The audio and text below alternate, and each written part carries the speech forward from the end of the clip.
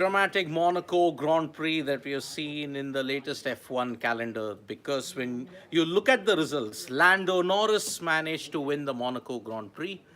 You may say that Charles Leclerc, the Monegasque, managed to get second, and Oscar Piastri third, and Max Verstappen fourth. What is so dramatic about that? That's what many people will be saying, because it's either been Piastri, it's either been Verstappen, or it's been Norris who's been dominating the 2025 calendar. But this Monaco Grand Prix was dramatic until the very, very end, because Lando Norris managed to keep his lead despite a lockup in the very first corner of lap 1. But then he maintained the lead. There was one pit stop blunder which happened, which ensured that Max Verstappen was leading for most of the time. Now, this is where the drama began. Now, 40 laps he had gone on that medium tire and he was approaching the finish line. Normally, in the F1 of old, you could have gone with just one pit stop. But with one lap to go, Max Verstappen decided to pit, and he was called in essentially that please you have to pit because of the rules. Now, because of that, Lando Norris managed to get a brilliant win, which has extended, if you look at it, if you close the gap with Oscar Piastri, his McLaren teammate. So Oscar Piastri, Lando Norris, Max Verstappen, the three are there in their respective positions where they are. And basically the gap has reduced. But yes, Max Verstappen will be ruining the fact that yes, he had to pit. Now, what is the rule? Max Verstappen and Red Bull were undone by a rule which is there. The technicality is mandatory 2 stops have to be done in Monaco. Mandatory. Every driver has to do a mandatory 2 pit stop strategy, and because of that, you cannot win the race on one pit stop alone. What if Verstappen had just gone with one pit stop? He risks 2 things. Either he would have a 30-second time penalty or he would have been disqualified. These are the 2 things which were going around at that point in time when Max Verstappen could have decided why not just pit once. But the rules and regulations for Monaco were very clear. 2 pit stop strategy has to be done by every single driver.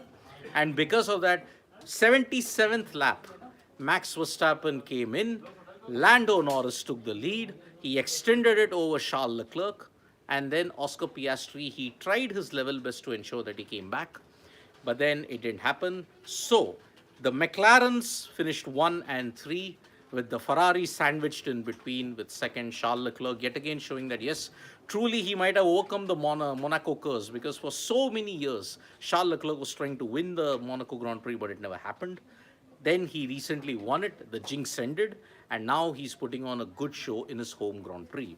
But for Lando Norris yet again and for Oscar Piastri yet again, we have seen that yes, this season is an era of dominance for them. Max Verstappen did win in Emilia-Romagna, but then in Monaco, in those situations, Max was dominating. But then the strategy and the way how it was, it just did not work out. So that's why Red Bull were undone by the rules. But then that is how the rule is. So that's why Max Verstappen had to serve the second pit stop. And then the 30-second time penalty imposition would have come, or a disqualification would have come. So basically, this is how the race panned out. Don't read too much into the standings which say, okay, it was Lando Norris, Charles Leclerc, Oscar Piastri, Max Verstappen. You think it was a simple race. There were only 2 retirements, the least anyone's ever had in Monaco for such a long time. But don't mistake the drama that happened until 6-7 laps remaining. You're wondering, is Max Verstappen going to do something dramatic? Well, it didn't happen. He pitted and he slid to 4th. But the gap between 1, 2, 3, 4 was so huge. Lewis Hamilton was asking, I mean, am I still a minute behind the rest? He said, his race engineer said 48 seconds. So when he came back out, it had taken 23 seconds in the pits combined for Max Verstappen. He managed to finish 4th. So in a way, a dramatic Monaco Grand Prix has come to an end.